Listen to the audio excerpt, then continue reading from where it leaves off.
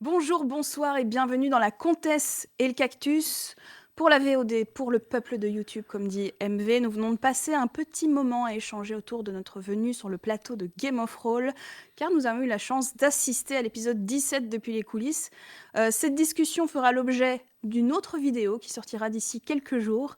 L'épisode 17 en lui-même, quant à lui, nous le débrieferons dans 2 semaines, le 30 novembre, et la VOD sera dispo le lendemain.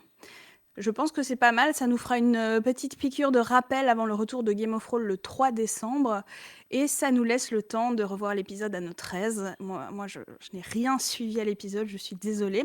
Par contre, sachez que dès aujourd'hui, nous allons déjà spoiler le contenu de l'épisode 17, surtout le début de l'épisode.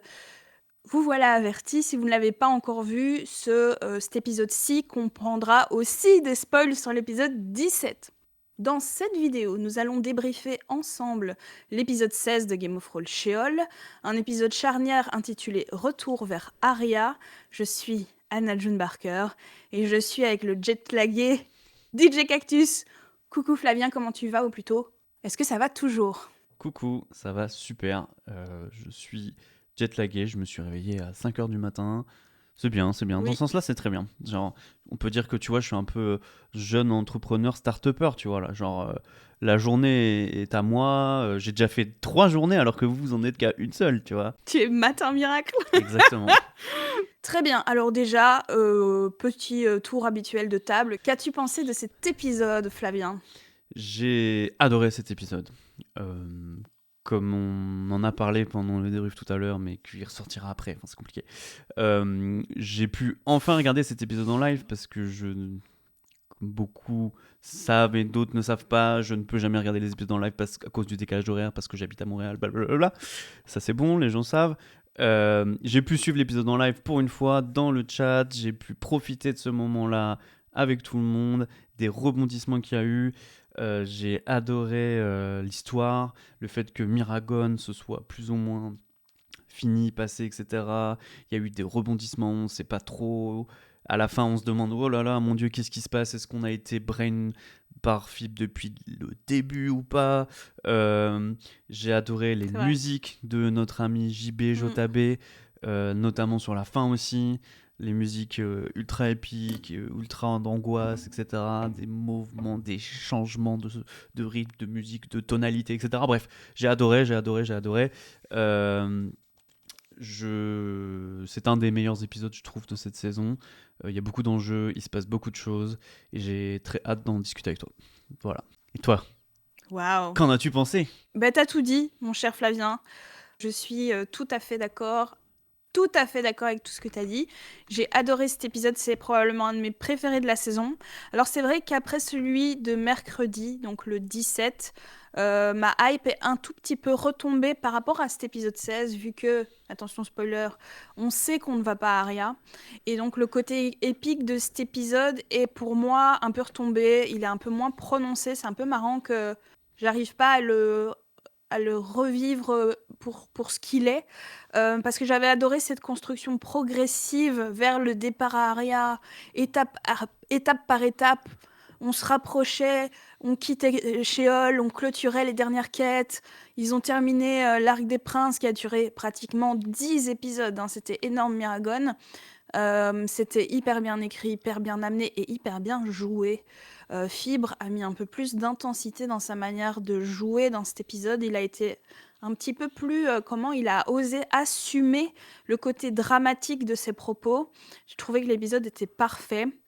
Mais a posteriori, le fait qu'il ne parte pas finalement à Aria le rend un petit peu moins important à mes yeux, un petit peu moins voilà, impactant.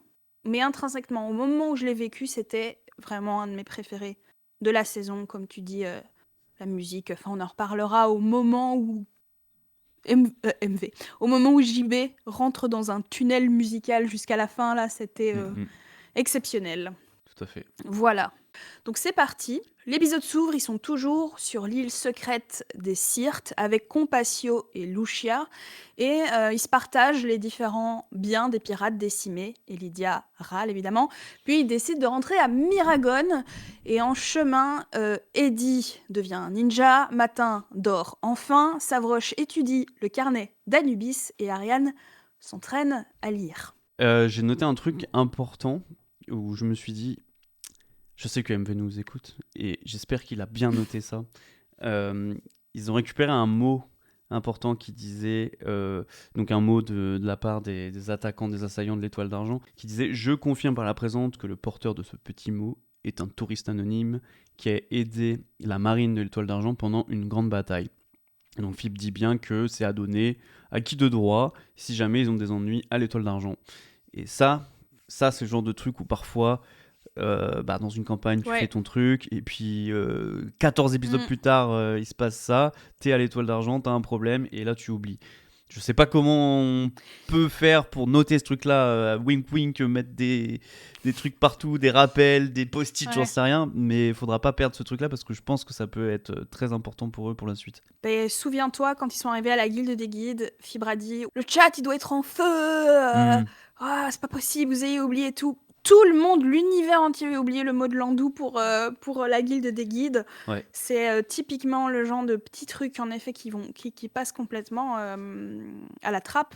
Donc tu fais bien, on met des warnings. Qui sait, peut-être qu'on aidera quelqu'un à s'en souvenir grâce à ça. Ouais, j'ai noté aussi, donc tu l'as dit, notre cher Daz Allure Safi, qui a lu Ninja Vu Ni Connu, et je l'ai noté parce que tu sens qu'il y a un turn du personnage. Il se passe quelque chose, il y a un avant et un après. Il se transforme en Batman, quoi. Le mec, il a, pendant l'épisode, il y a ça. À Fractos aussi, il utilise cette histoire de ninja, etc. à bien des reprises. Je pense que c'est un truc qui fait bien kiffer Daz, ça. Et je pense que c'est. Il y a un truc, un turn du personnage vraiment clairement là-dessus. Je pense qu'il va se passer quelque chose. Il y a un avant et un après, à mon avis.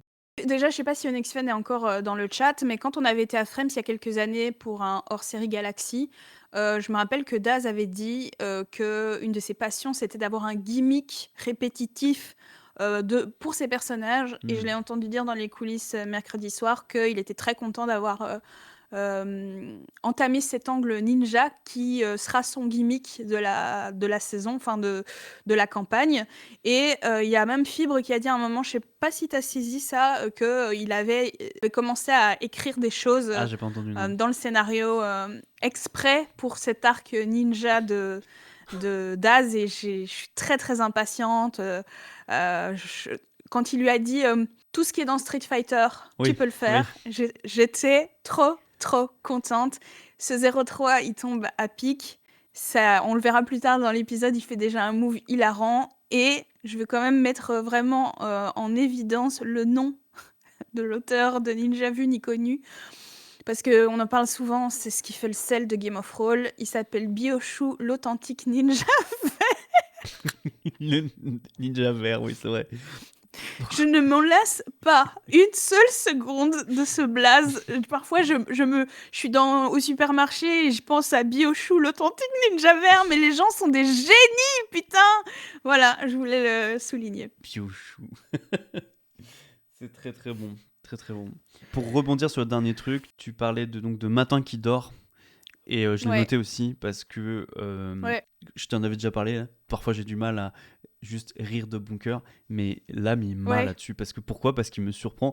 Et à aucun moment, tout le monde fait des trucs. Il y a genre Savroche qui apprend des trucs en médecine, Daz qui lit Ninja Vu Ni Connu, Ariane qui donne des compétences en lecture, qui travaille dur. D'ailleurs, qui est très triste. De Philippe lui dit oui, tu crois qu'à la maternelle, on apprend à lire comme ça Quoi, j'ai que 5% et tu crois que ça sert à quoi à la maternelle ? Ouais, c'est ça, exactement.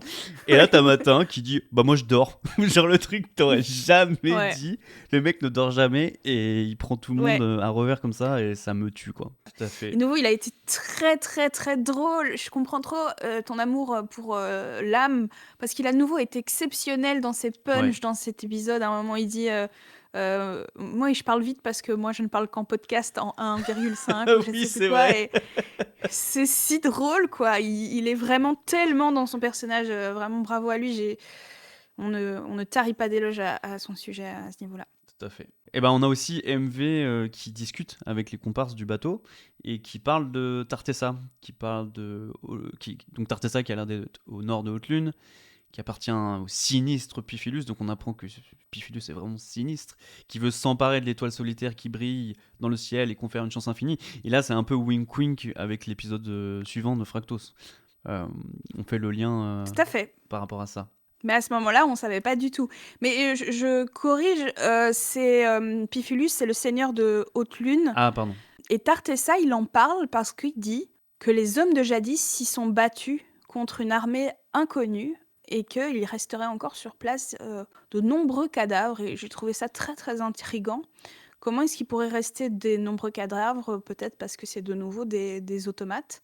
Et oui, cette étoile solitaire qui brille dans le ciel, je crois qu'elle est même sur la carte de Sheol, cette étoile. Elle est Ouais, je crois au-dessus de aussi. la plus haute montagne Tout à fait. de Haute-Lune. Ouais.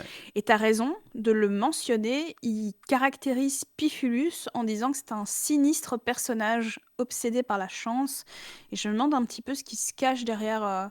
Est-ce que c'est un humain? Est-ce que c'est autre chose? Parce qu'il y a beaucoup de créatures dans cet univers. Donc voilà, c'est très intéressant. Et la dernière chose dans ce voyage vers Miragon, eh ben, on a MV qui reçoit enfin la lecture du journal que Fibre lui avait promis.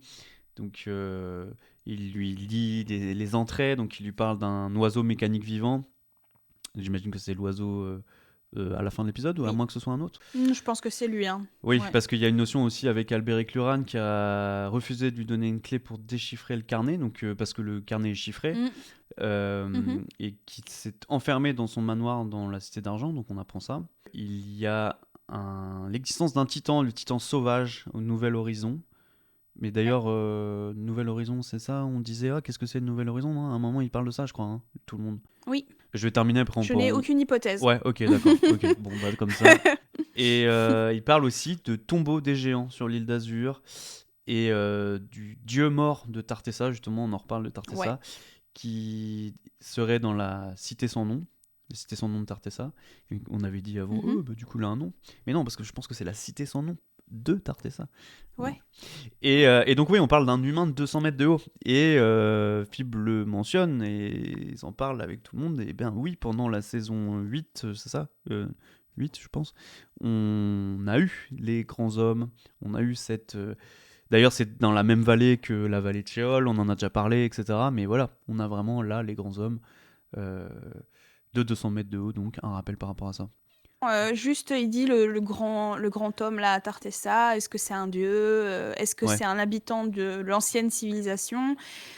Pour l'instant, j'arrive vraiment pas à m'éclaircir le lien entre les grands hommes et les hommes de jadis. On avait peut-être émis l'hypothèse que, tu sais, les grands hommes, ils ont eu des mutations génétiques liées au fait qu'ils habitaient sur une cité particulière. Est-ce que justement c'est ça? Ils vivaient sur une cité des hommes de jadis et ça les a mutés et que c'est le seul lien qu'il y a entre les deux, je ne sais pas. Et aussi donc le tombeau sur l'île d'Azur, qui est en fait plus qu'un tombeau, c'est la porte vers le 7e royaume. Ils y ont été et est-ce que... Enfin, tu vois, c'est là qu'il fait le lien entre potentiellement le tombeau d'un grand homme. Ouais, c'est des liens qu'on peut faire, mais j'ai pas plus... Le dernier truc que j'ai quand même souligné, c'est que Rex Torak prend la parole dans l'esprit d'Ariane et semble mentionner qu'il a un lien de parenté avec Lucretia. Est-ce que Lucretia est la descendante directe de Rex Torak? Rex Torak qui est un grand envahisseur, un grand colon. Hein.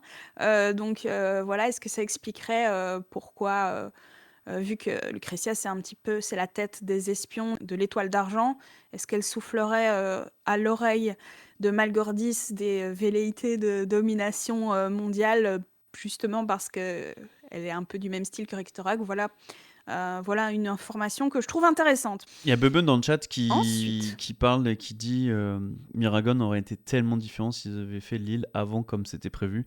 Wow. Et c'est vrai, hein, franchement. Je pense que les choses auraient été perçues tellement de manière complètement différente sur bien des aspects. Et après, c'est la beauté du jeu de rôle, justement. C'est que une campagne ou Ouais, une autre ne exactement. donnera pas la même parce qu'il se passe des choses différentes Mm. et c'est la beauté aussi de pouvoir, de liberté en fait. Et En fait, c'est beau. on en a beaucoup parlé, Fibre a tellement peur qu'on l'accuse d'être dirigiste Ouais, que parfois je le trouve pas assez dirigiste. ouais, C'est un peu particulier comme reproche, mais parfois, s'il veut que cette île-là soit vue avant, bah, tu pousses un peu tes joueurs. C'est pas si grave d'être un peu dirigiste, je trouve, si tu veux donner des informations dans un ordre chronologique et comme ça. Parce que vraiment, la première fois qu'ils ont vu le géant, ouais, s'ils avaient la clé, enfin, ouais, et tout le savoir qu'ils ont emmagasiné avec Alphalix, avec Rajraf et tout, ouais. ils auraient vécu Miragon vraiment. Enfin, c'est ce que Bubun dit. Bubun a toujours raison. Ils auraient vécu Miragon complètement différemment. En parlant de Miragon, Matin se fait bait par un faux club créé par un ex nihilo, mais une nouvelle fois, il s'en sort avec une pirouette. Après un dédale mental, il en apprend un peu plus sur les dangers qui l'attendent, mais son déni reste intact. Ce moment, c'est vraiment cool, je trouve, parce qu'on s'y attend pas. J'adore le fait que Fibre rebondisse encore sur des trucs que notre ami Lam a créé. Euh, il rentre dedans, il va à fond. Je trouve même aussi, c'est marrant parce que Fibre, niveau RP, c'est jamais un truc de malade, c'est jamais très expressif, on va dire. Mais je trouve que justement, il reprend un peu le style que Dorian a eu avec son personnage de Young Fibre. Il reprend un peu les mêmes phrases, les mêmes mimiques, les mêmes. Tu sais, il dit genre, dès que quelqu'un sort, vous pourrez rentrer. Il dit des trucs comme ça, alors que sur la liste, il y a que un seul nom. C'est hilarant. En plus, le principe du, il y a un seul nom et il lui dit genre, allez-y, donnez-moi le nom. Mais non, mais allez-y, tu vois. Il donne le nom, puis après il est genre, ah ouais, mais non, ça va pas le faire parce que c'est juste Matin Miracle, mais alors les autres ils peuvent pas rentrer. Enfin, c'est vraiment exceptionnel. Et ouais, sinon, ben, le principe du ex nihilo qui crée des trucs de toutes pièces, ben, on est en plein dedans. Je trouve vraiment cette invention du ex nihilo qui sort bah, littéralement, qui fait sortir des trucs de nulle part, c'est vraiment génial, quoi.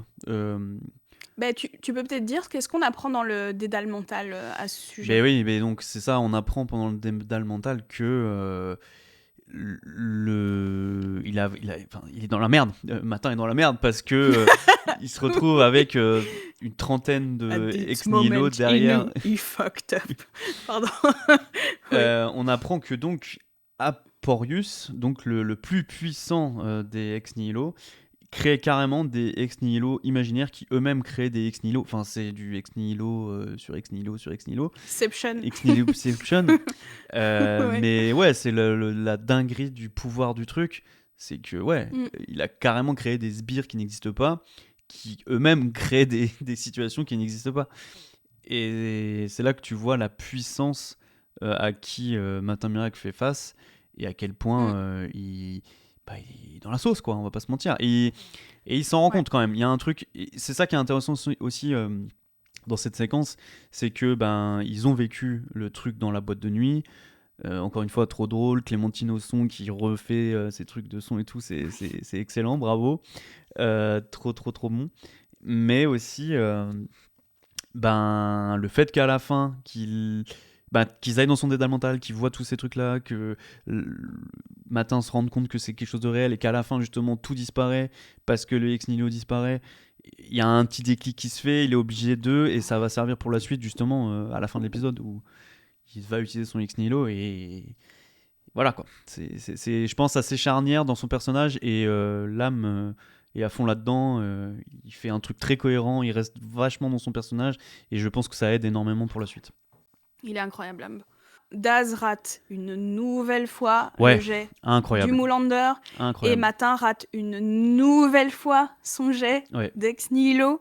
C'est surréaliste à quel point les dés sont du côté de ce RP de déni, quoi. C'est surréaliste. fascinant. Il faudrait calculer en fait la probabilité de tout ça parce que chaque dé qu'il y a eu, et en plus, je veux dire, c'est des jets à 60%. C'est pas, on parle pas de faire un truc à 20% ou quoi là, c'est des jets de 60. Il les rate à chaque fois. Daz Ouais. qui fait un 99. Ouais. Et il les a à chaque fois qu'il y a eu des trucs de Ex Ça a Nihilo toujours à été comme chaque ça. fois les a éclatés, mais genre en plus pas un petit peu quoi. Ouais. Fait des échecs critiques à chaque fois qu'un ex-nihiliste attaque l'âme matin. C'est C'est fou. incroyable. Ouais, c'est fou. Incroyable. Ce moment est fou. Je reviens aussi sur les enjeux liés au pouvoir d'Aporius parce que Ex Nihilo, comme tu disais, c'est censé être de la chance extrême. C'est-à-dire dans le sens où on ne crée pas d'illusions ou d'hallucinations, on ne crée rien sorti du néant. On a un scénario qui est improbable, avec un petit pourcentage de chance que ce soit possible. Il faut le storyteller, et ton pouvoir de Ex Nihilo te permet de rendre cette possibilité infime réelle. Ici, on parle d'un personnage capable de créer des choses qui viennent du néant. On a carrément une taverne sortie de nulle part, quoi. C'est pas un pourcentage de chance que cette taverne existe, il la crée, et il crée même des personnages de toutes pièces. C'est une manière vraiment de montrer, comme tu disais, la puissance de Aporius. Voilà. Ce que tu as dit sur le RP de Fibre, Ouais. je l'ai pas noté, mais quand tu me l'as dit, j'y repensais à cette scène, et en fait, il l'a trop bien fait, Dorian. Ouais. Et j'étais là, c'est fou. Comme tu dis, il a très peu de variations vocales dans son jeu Fibre Tigre, mais on le dit depuis saison 1, épisode 1, sa magie, c'est que en une intention, on sait quel personnage il joue, même s'il change pas sa voix, même s'il change pas trop ses intonations. Et là, il a repris tous les gimmicks de Dorian. Enfin, qu'est-ce qu'il est fort, quoi. Ouais. Jingle successif. Ah ouais, carrément comme ça, quoi. On tient quelque chose là, je pense. C'est mi-cringe, tout le monde sait de quoi on parle. Ok. Je ne ferai pas un jingle sucé fibre. Je préviens les gens qui attendent les jingles avec impatience. Celui-là, je ne le ferai pas. On a surtout peur des emotes sucé fibre. Tu as bien raison, Iwez. Mais tant que je suis pas... En fait, je stream pas assez que pour pouvoir vous proposer des emotes. Sache que j'ai essayé à un moment parce que ça... Non, mais vraiment, premier degré, ça me tenait à cœur que vous ayez des emotes. En plus, mon ami Zazzatou... Enfin, il est tellement talentueux, là. Nos petites têtes, ce serait tellement cool d'en faire des emotes. Vous voyez les petites têtes qu'il y a dans les coins de l'overlay? Ce serait tellement cool de pouvoir en faire des emotes. Mais pour ça, il faut streamer au moins 1 heure, je crois, 4 jours différents de la semaine, avec minimum 10 personnes, je crois. On pourrait le faire, enfin on est capable, la chaîne est capable de le faire, mais il faudrait que je stream beaucoup plus. Pour l'instant, on stream vraiment très très peu, et j'arrive pas à streamer toute seule, j'ai essayé, je suis trop... cringe. Voilà. Mais il a bien raison, l'emote sucé fibre aurait été goldé. Donc, convoqués par Salim El Justice, ils font le point sur le Conseil des Princes et leurs différentes allégeances. La conclusion de tout ça, c'est que tout va se jouer autour du veto du prince Lanodor. Salim El Justice leur expose son plan, comment le manipuler, et la décision est prise. Le conseil sera convoqué le soir même. Est-ce que tu veux nous résumer le plan de Salim, Flavien ? Est-ce que je te jette sous le bus en disant ça, ou est-ce que ça Ouais, ça le j'ai fait ? pas du tout noté tous ces trucs-là. Moi, je suis passé direct au Conseil des Princes. J'ai pas... Ok. Donc, le plan de Salim and Justice, c'est le suivant. Lanodor, il a eu une vision du dieu protecteur qui lui a dit que il souhaitait que les étrangers restent. Et donc, c'est la merde, parce qu'il va mettre son veto, et chaque prince a le droit de mettre son veto une fois par an. Il a décidé de gaspiller son veto pour les empêcher de partir. Et donc, le plan de Salim, c'est de créer la cérémonie du retour en l'honneur du dieu protecteur dans la grande cathédrale.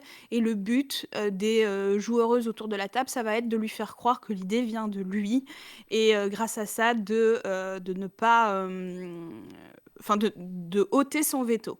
Donc, ce qui est intéressant aussi dans cette discussion, c'est de voir combien Salim a peur qu'il soit des Asaba 2.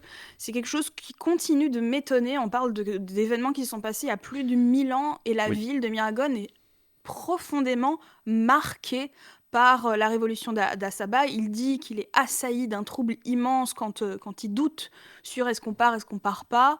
On continue de constater qu'elle a marqué les esprits, et je voulais le souligner. Oui, je voulais d'ailleurs dire, je me suis aussi dit pendant cet épisode, en fait, en réécoutant ça et en t'écoutant là aussi, Tu sais, dans l'épisode de Fractos, ils disent c'est X années après Asaba, tu vois, genre. Mais ça veut dire que toute la société pense en mode après Asaba, il y a un avant et un après. Et je me dis, mais pourquoi mettre à ce point en avant, tu vois, la traîtresse, tous ces trucs-là. Enfin, je suis surpris en fait que dans cette société, le point de référence ce soit Asaba, tu vois. Si ça a été tant un traumatisme pour toute la société, pourquoi est-ce qu'on met en avant comme ça, tu vois? Je sais pas. Je me suis posé cette question, je me suis juste dit, c'est étrange. J'ai un point là-dessus, il viendra plus tard dans l'épisode et je l'aborderai à ce moment-là, Ok, cool. mais je trouve qu'il y a des choses intéressantes liées à ça. Cool. Je voulais juste continuer sur ce que dit Salim dans cette discussion. Déjà, il aimait... En fait, il se dévoile. Il dit son but à lui, c'est de fonder des ambassades entre Arya et Sheol, avec un but sous-jacent qui est celui de gagner la guerre, de vaincre l'étoile d'argent. Et pour ça, son plan, c'est quoi? C'est faire chuter le cours de l'argent. Parce que le problème, s'ils ont autant la main mise sur cet univers, c'est parce qu'ils ont les mines d'argent, c'est eux qui les ont. Et voilà, la monnaie de cet univers-là, c'est l'argent. Donc, son but, voilà, c'est de ne plus dépendre des cavernes d'argent et de faire du commerce, en fait, avec Arya. On apprend aussi que si, techniquement, il devrait y avoir des miroirs dans tous les royaumes, il y en a beaucoup qui sont cassés. Et il n'y en a que 2 dont on est certain. Celui de Miragon qui, spoiler alert, va être détruit à la fin de cet épisode, et à la fin de cet arc narratif plutôt. Et il mentionne par contre que le seul autre miroir sûr vers Arya se trouve chez la reine Katharina, qui est la reine de Tartessa. Et ça, je pense que c'est important. Voilà. MV savait déjà que l'étoile d'argent avait kidnappé l'impératrice sur le tombeau des géants de l'île d'Azur, mais là, son franc tombe. Il comprend que c'est carrément Landou, la personne qu'ils ont côtoyée de nombreuses fois, qui a kidnappé cette personne qui est si importante pour lui. Et dernière petite chose que j'ai retenue de cette discussion, c'est Daz qui propose de faire une déclaration sur l'honneur, promettent qu'ils ne feront pas de diffusion politique. Et là, Lydia fait...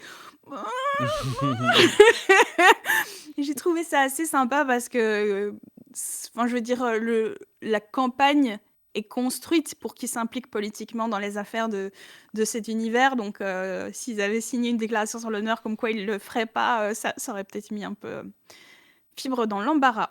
Ouais, complètement. Et merde, j'ai été distrait par le chat et du coup j'ai perdu mon fil de pensée. T'as lu quoi de beau? Pour Salim et la tournure de la fin de l'épisode, est-ce qu'il y a des influences pour faire cette cérémonie du dieu protecteur? Je me suis demandé s'il y avait un intérêt à casser le miroir. Et aussi, on n'a pas non plus eu trop de suite avec l'assassinat de sa fille, si ma mémoire ne me fait pas défaut. T'as raison. C'est des très très bonnes questions, mon cher Iwez. Ouais. C'est un gros dos, je pense, et j'ai aucune réponse à apporter. Est-ce que, en proposant de manipuler l'anneau d'or pour qu'il y ait cette cérémonie, est-ce que Salim...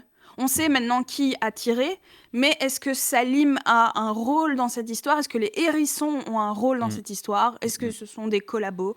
Est-ce que... J'ai vraiment pas d'idée, moi.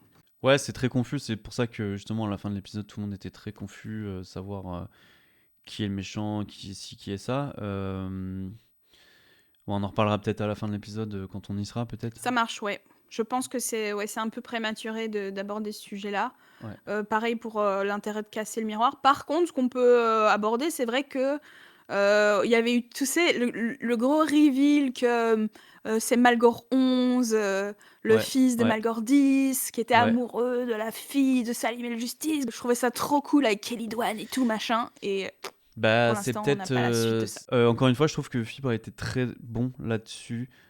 Parce qu'on est quand même relativement au tiers de l'épisode, un truc dans le genre, et il drop quand même la bombe de l'impératrice AMV qui donne vraiment... On n'était pas au courant qu'elle était enfermée, en tout cas, ou qu'elle était encore potentiellement vivante. On ne savait pas où est-ce qu'elle était. On savait qu'elle était revenue à Sheol, qu'elle était arrivée là, qu'elle avait débarqué, mais on avait... D'ailleurs, très très tôt, on en avait parlé avec Landou. Landou était genre très perturbé qu'ils aient cette information, etc. Mystérieux, ouais, c'est ça. Ouais. Et le fait que ça retombe là, pile à ce moment-là, c'est clairement pas un hasard. C'est fait pour justement avoir à la fin de l'épisode la tentation d'Asaba, ce genre de choses. Et d'ailleurs, ça, je pense que c'est mon moment préféré de l'épisode. On en parlera après. Mais c'est... Tu préchotes, mais on est d'accord. Après un très joli passage chez Fougas Efficace, très dur à prononcer cette phrase. Après un très joli passage chez Fougas Efficace, il récupère la nouvelle petite annonce de Piranha, loot différentes choses aux 2 rue Pancher, et il est déjà l'heure de rejoindre le Conseil des Princes. Le conseil se passe comme prévu, il se présente, recueille assez de oui et font changer l'Anodore d'avis en suivant le plan de Salim El Justice. Et avant d'aborder le conseil, je voulais juste dire qu'ils vont faire une sorte de liste à ce moment-là des différentes choses à faire avant de partir à Sheol. Récupérer la petite annonce de Piranha, s'occuper de la nouvelle quête, aller rue Pancher, starter le mecha, comme dit l'âme, la Villa Bayoboga, aller à Fractos, parler à Eric Ciotti. Bref, on verra qu'ils vont faire une grosse majorité de cette to-do list, à part starter le mecha. Et je trouvais ça hyper touchant que leur priorité, à ce moment-là, ça a été d'aller chez Fougas Efficace pour honorer ce marin qu'ils ont retrouvé mort. C'est vrai. La scène chez Fougas Efficace, elle est vraiment très jolie, pleine de douceur. Savroche a vraiment mis un point d'honneur à régler cette quête et j'ai trouvé ça mignon. Et j'ai trouvé ça très mignon aussi qu'il gagne du pain à vie et que Lydia soit trop contente. Pareil, j'ai rien à dire. C'est parfait. Sur la rue Pancher, là, le 2 rue Pancher, déjà hyper drôle qu'ils soient tous propriétaires de maisons à la rue Pancher. Moi, ça me fait gaulerie de fou. Tous une maison là-bas. Ouais. Par contre, du coup, vu que je vais faire comme toi, warning, ne prends des notes MV, vont-ils se rappeler du livre qu'ils ont looté là-bas, qui a l'air très intéressant et qui s'appelle Le véritable chemin vers l'horizon perdu. Ils l'ont un petit peu vite. J'avais oublié aussi. Comment donc, direct, voilà. t'as raison de mettre l'emphase dessus, donc je pense. J'ai l'impression que personne ne l'a noté. Donc j'espère qu'ils vont le lire. Donc après tout ça, c'était donc le moment du Conseil des Princes.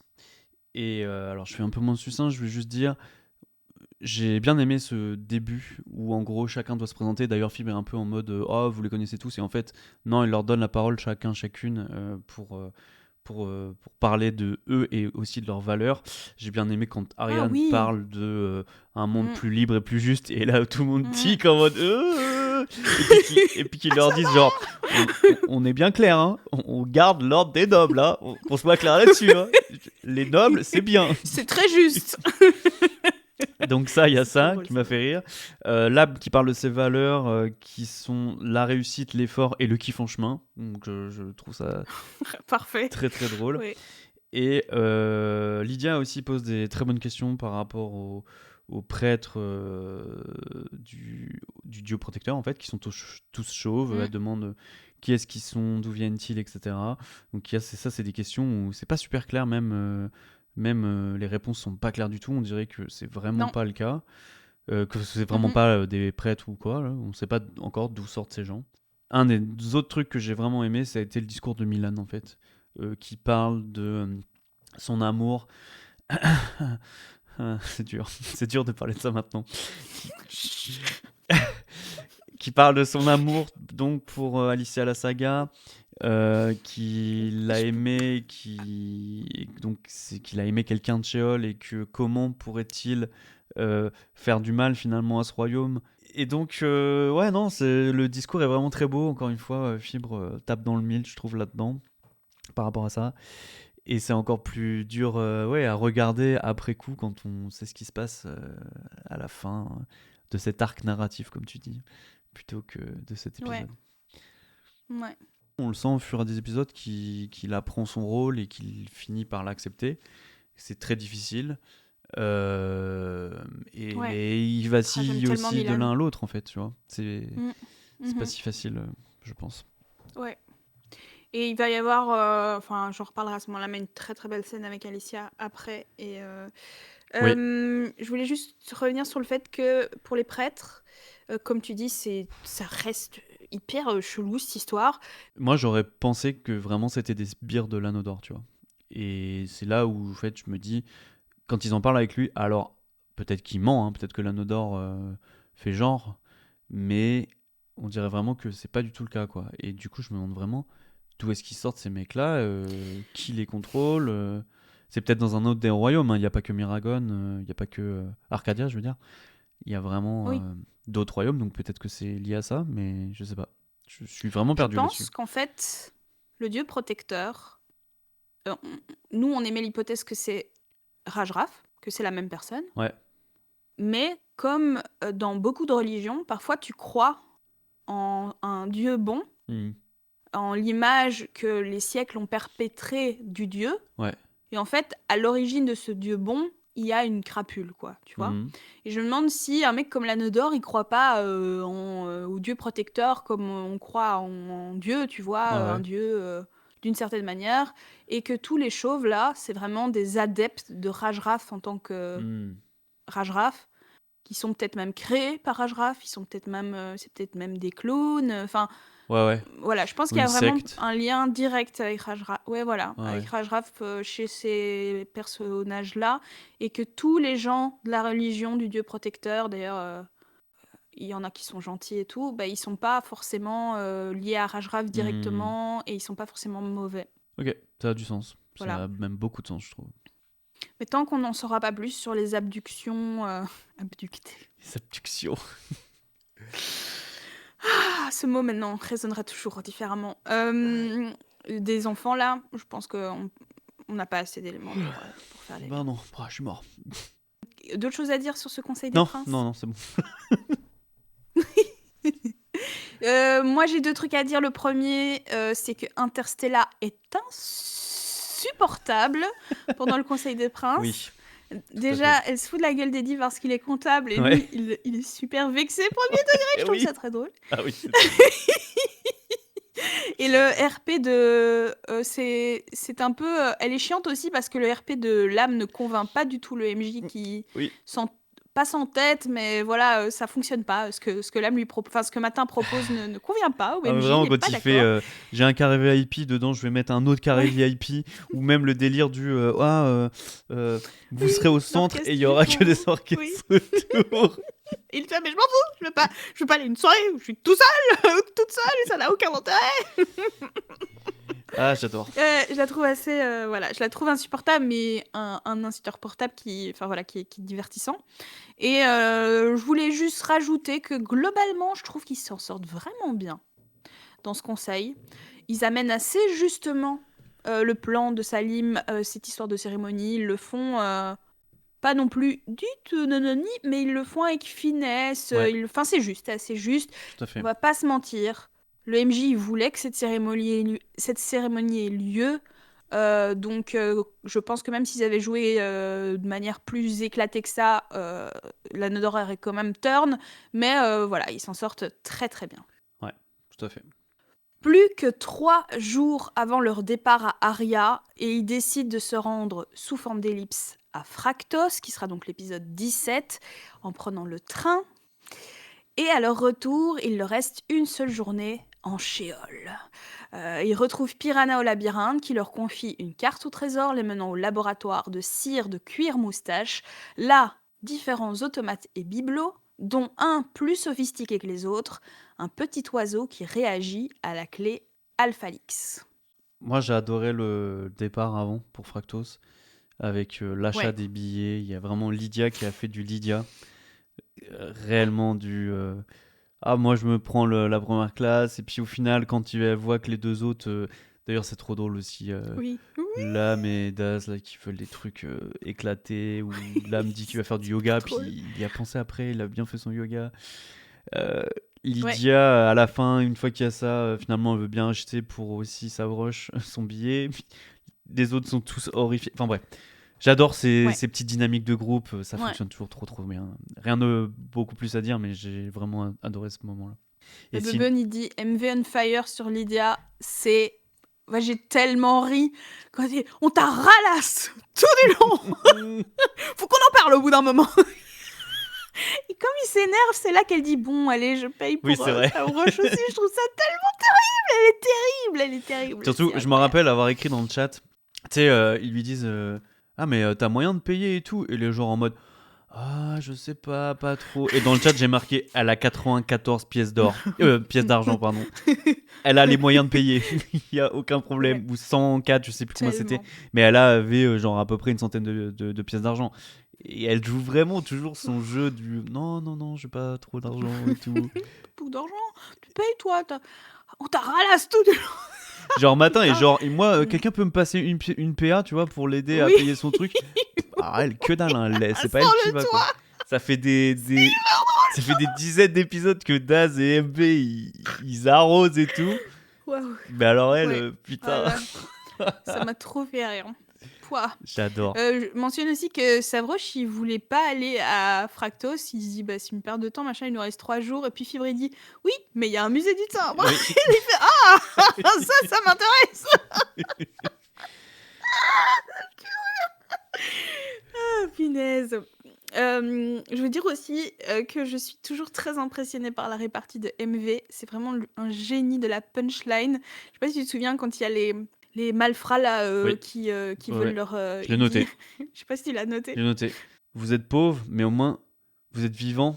Tandis que si vous continuez à nous casser les couilles, vous allez mourir. C'est génial. C'est du génie. Et il lui dit ça, tu vois, il le sort comme ça en s'énervant. Vous êtes pauvre, mais moi vous êtes vivant. Alors que si vous continuez à nous casser les couilles, vous allez mourir. Alors que si vous continuez à casser les couilles, Putain. vous allez mourir. Ah là là, qu'est-ce qu'on se marre, franchement. Mon Ouais. Dieu. En fait, Savroche, je crois que Savroche, c'est mon personnage. Attention, Oui. je drop. Moi, je vais dire drop. pareil, je pense. Hein. C'est mon personnage préféré de toute l'histoire de Game Moi of aussi. Thrones. Je pense aussi. Incroyable. Mais on est tellement connectés, Ouais. mon cher Cactus, c'est fou. Parce qu'on n'arrête pas de dire matin, ceci. Et puis moi, j'ai Mhm. mon petite histoire d'amour avec Atlan, tu vois. Mais Savroche me fait vraiment pleurer systématiquement de rire, quoi. Je pleure. Je dis, ah, c'est si drôle. Donc, ouais. Et puis MB, Forever. Le piranha qui crush sur Milan, c'était assez mimes. C'est vrai. C'est vrai. Voilà. Ouais, donc chez Cire de Cuir Moustache, il y a donc un établi de tomates, il y a un corps desséché. On apprend donc que c'est Cire de Cuir Moustache lui-même. Et on apprend aussi que c'était le rival de Albéric Luran, quoi. Et donc, au-delà de tout ça, il y a aussi une poupée qui dit je t'aime, qui est tellement Je creepy. t'aime. Je t'aime. Mais en fait, j'ai pas trouvé ça si creepy. Et là, mais il en a fait tout de suite une sex doll. Là, j'étais là. Ah mais oui, là, non, moi je le putain. voyais pas comme ça. Je le voyais pas du tout comme ça. Oui. Mais lab, quoi. Lab Oui. qui fait du lab, quoi. Ah, peut-être que c'est lié à, tu sais, tous les délires avec Chine et tout, là. Il y a eu Ah oui. peut-être que c'est pour ça qu'il a oui, pensé à ça. Ok. Rêve de mauvais goût, mais je la comprends mieux. Tout Ouais, à fait. je Ok. pense que ça va être ça parce que c'était très dans l'actualité à ce moment-là, donc à mon avis, ça va être ça. Il y a une grenouille t'aime. qui donne la météo. Oui. Ça, c'est drôle aussi, Très je cool. trouve. Et puis c'est très cool. Ouais. Ils sont en mode, oh, on va la garder, la grenouille, c'est trop bien. Il y a une toupie qui indique le nord aussi. Et d'ailleurs, MV Ouais. comprend Écrit. direct. Il est genre. Ouais, trop fort. Ouais, relance-la pour voir. Oh, ok, ouais, il y a écrit N et tout, c'est bon. Et à la fin, vas-y, parle-en, toi, je sais que t'es sa plus grande fan. Il trouve un réveil et quand il s'appuie dessus, enfin quand il lance la musique du réveil, se lance une merveilleuse petite musique avec la douce voix de mon cher ami Sam Genin, qu'on embrasse fort. Sam Genin, c'est vraiment quelqu'un de super, je l'adore. Je trouve que le réveil, ça cartonne, ça fonctionne trop bien. La rengaine, elle te rentre directement dans la tête. Bravo Sam, vraiment incroyable caméo. Tout à fait. J'ai rien de plus à dire, c'est magnifique. Superbe. Voilà.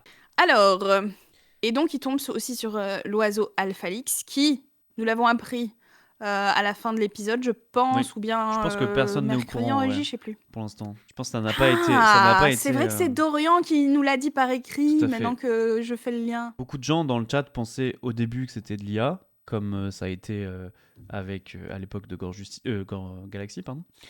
Et ensuite, des gens se sont dit ah non, ça a pas l'air d'être de l'IA. Des gens se sont dit est-ce que c'est Alba peut-être. Et du coup, ce n'est pas du tout le cas. C'est quelqu'un en régie, et c'est Philomène en régie qui a joué Alphalix. Et Yes. je trouve qu'elle a bien géré. Et honnêtement, c'est très compliqué, je pense. Et je lui ai dit un peu à demi-mot. J'ai dit, quand on était en régie, j'ai dit un truc du genre ah, mais en fait, le problème, c'est que là, le prochain épisode, il va falloir qu'elle joue à Alphalix. Et il va falloir qu'elle. Enfin, là, en gros, elle est prise avec ça, quoi. Elle n'a pas le choix. Il va falloir qu'elle gère Ouais. ce truc-là en plus des Mais trucs ouais, qu'elle doit c'est gérer vrai. en régie, quoi. Et en plus, Bah, comment elle va c'est faire maintenant, dur, tu quoi. penses, Parce ouais. que faut c'est du sûr. bagou, faut de la répartie, faut réussir à connaître le lore assez pour pouvoir donner, distiller des informations. Honnêtement, c'est chaud, hein, franchement. Bah écoute, moi, enfin, je sais pas, elle m'a super fort impressionnée. Ouais. Elle avait probablement très peu d'informations, tu vois, et donc elle Mhm. l'a compensé par une super répartie. En plus, je pense qu'elle avait la liste des proverbes de Oui. Sheol là, pour les caser quand elle avait rien à dire. Ouais. Et elle a super bien dit. Et quand tu leur posais des questions un peu niche sur Rajraf et tout, elle était là. Oh, ça c'est le méchant, ça me concerne pas. Enfin, j'ai trouvé sa répartie incroyable. Ouais. Et c'est encore un de mes regrets. J'ai très peu pu parler avec les gens. Je Oui. vais pas arrêter de me plaindre. Mais j'en ai pas. J'ai pas parlé Philomène, à je lui ai pas Philomène. du tout parlé non plus. Hein. En Ah, fait, elle ok. avait l'air très dans son truc et je voulais vraiment pas la déranger. Oui. Et après coup, je pense qu'elles sont parties assez rapidement. Elle et Clémentine, c'est pareil, je voulais discuter un peu Oui. avec elle. Et Et Clem, on a pu un peu parler avec elle. Et oui, au surtout, moi, ce début, ouais. qui m'a vraiment.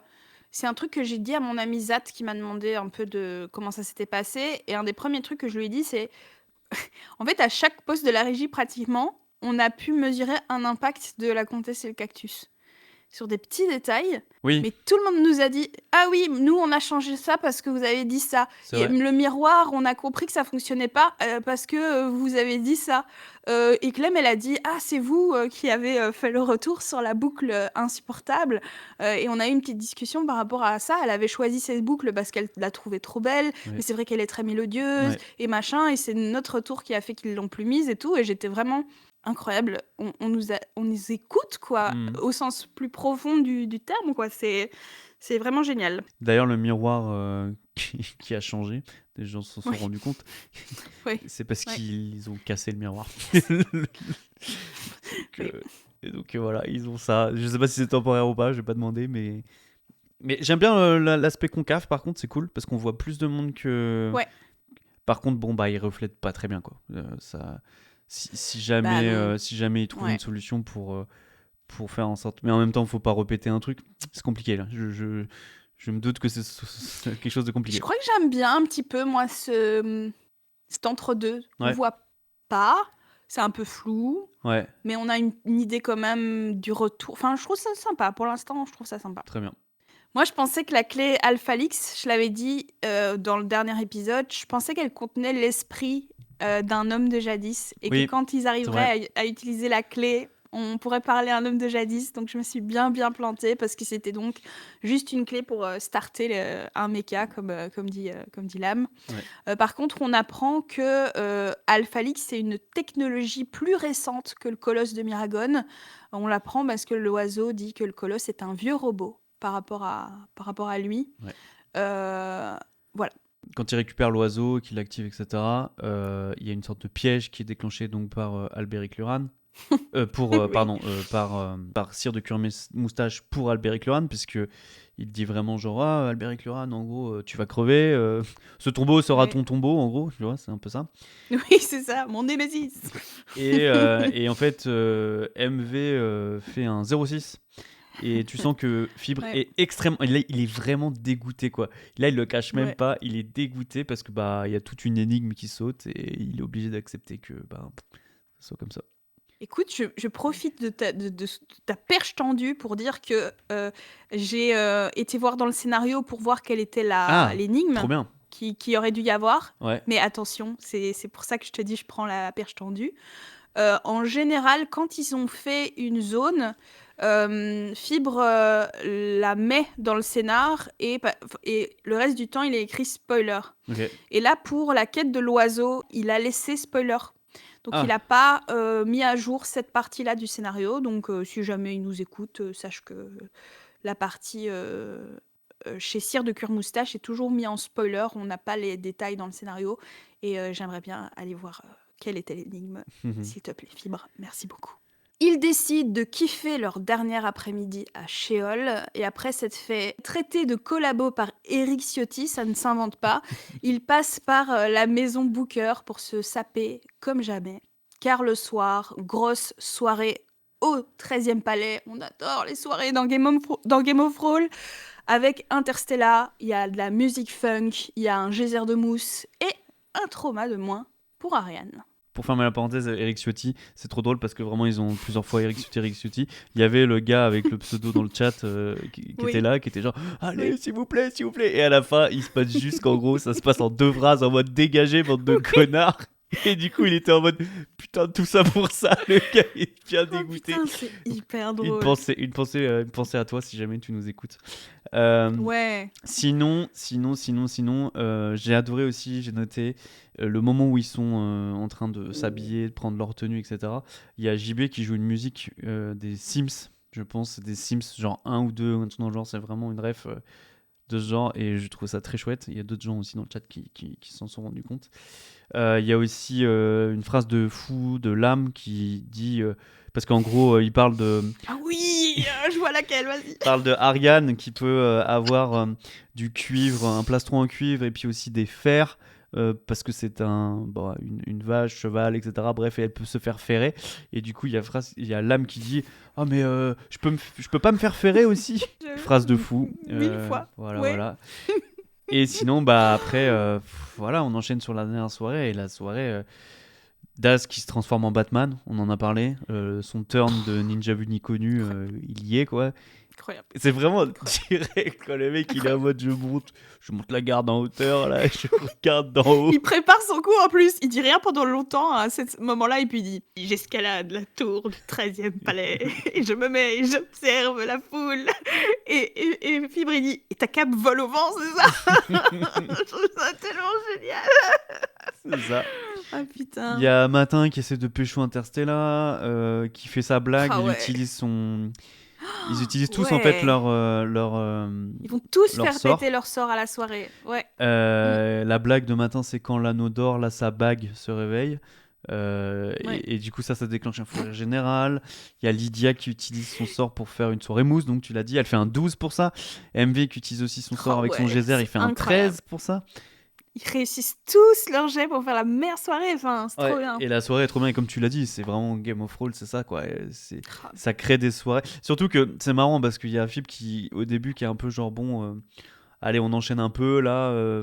Vous allez pas faire la soirée du siècle parce qu'il y a déjà eu Matin qui a fait sa soirée de malade et tout. Il le dit plusieurs fois. Ouais. Et en fait, non, ils enchaînent et puis ils sont là. Et puis en fait, finalement, la soirée, elle est vraiment. Et puis on fait ça. C'est une bête de et on soirée, rajoute quoi. ça. Et puis, ouais, et machin. Et puis, ouais, il pécho. Il y a le fameux truc que Phil fait tout le temps du Oui. Est-ce que tu vas jusqu'au bout avec Et là, on est d'accord que l'âme, il comprend pas. Non, oui, je suis bien d'accord. Il est vraiment là.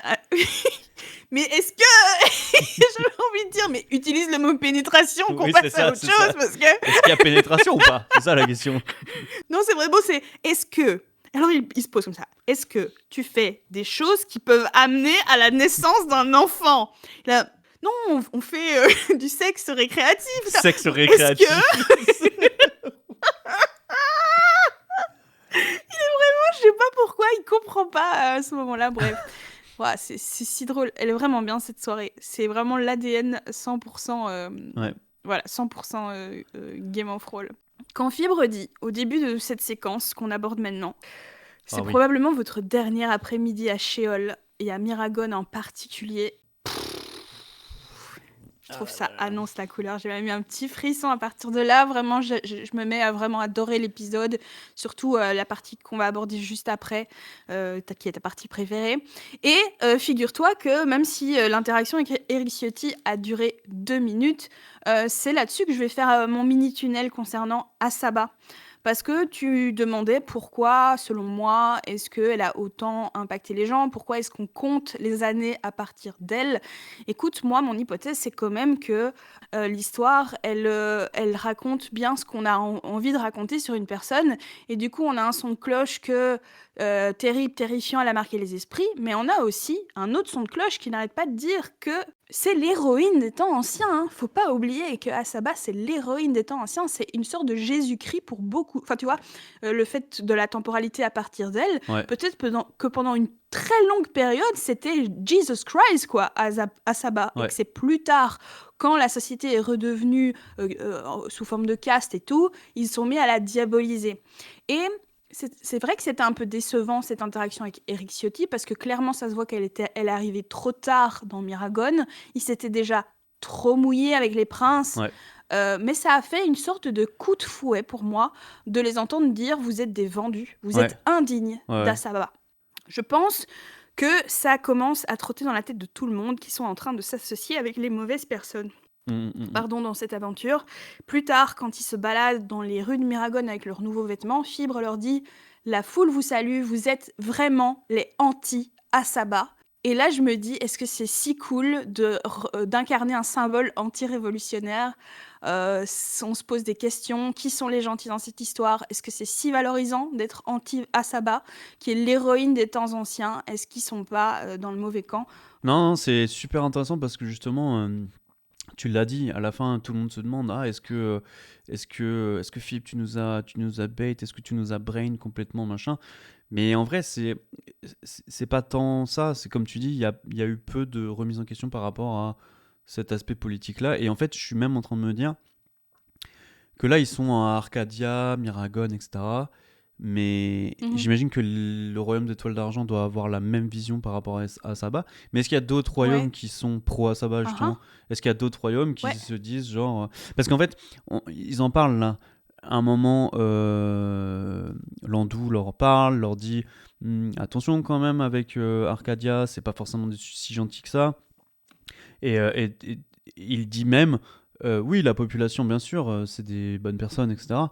Mais on parle des Oui. princes. Et d'ailleurs, on l'avait dit, je te rappelle, Oui. les princes. Oui. On avait une théorie Mhm. qui disait les princes, le lait de lenteur sur Romain Roman. Mhm. Exprès. Probablement que le lait de lenteur, Mm. c'est vraiment fait pour juste confisquer le pouvoir à Romain Roman. On sait pas vraiment ce qui s'est passé à Mm. Romain Roman et à Saba. D'ailleurs, ça aurait été intéressant qu'ils creusent plus quand ils ont rencontré Romain et Roman, d'avoir la vraie Ouais. version des faits. Moi, j'en avais parlé. Je pense qu'il y a un délire encore avec Asaba. Moi, j'étais même parti sur une hypothèse. Si ça se trouve, Asaba est toujours vivante quelque part. Peut-être qu'elle aussi a un lait de lenteur. Peut-être qu'elle aussi est, comme elle vient d'Aria, ma théorie c'était ça, les gens d'Aria sont potentiellement immortels. Parce qu'on a le cas avec le seigneur comment il s'appelle euh, Royaume. Comment ça s'appelle Prismus. Prismus, oui.